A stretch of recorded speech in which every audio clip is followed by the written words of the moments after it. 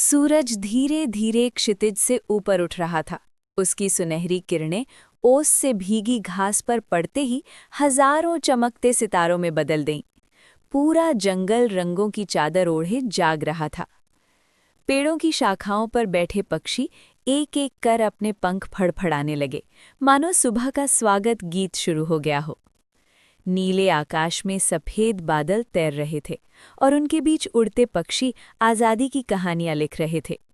लाल चोंच वाला छोटा सा पक्षी फूलों के पास आकर चहकता, तो कभी पीले फूलों पर बैठकर शहद की तलाश करता। मोर ने अपने रंगीन पंख फैलाए, नीला, हरा और सुनहरा रंग मिलकर ऐसा दृश्य रच रहे थे जैसे प्रकृति स्वयं नृत्य कर रही हो। नीचे जमीन पर फूलों की दुनिया बसी थी।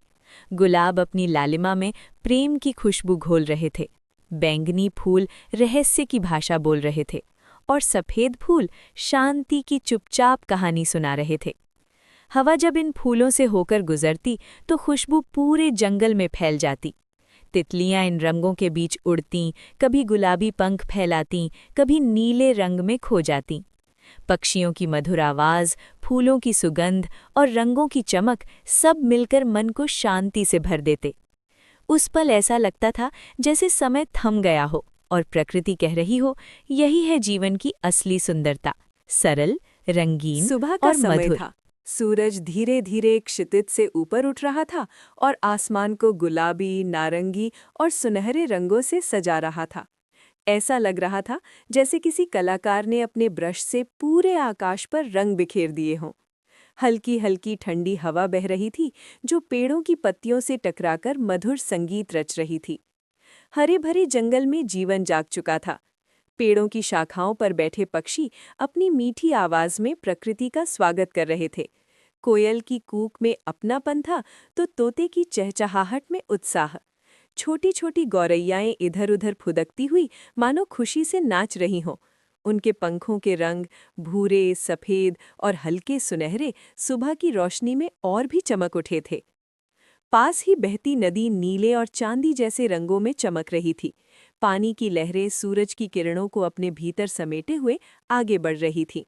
नदी के किनारे खिले रंग बिरंगे फूल, लाल, पीले, बैंगनी और गुलाबी, प्रकृति की मुस्कान जैसे लग रहे थे।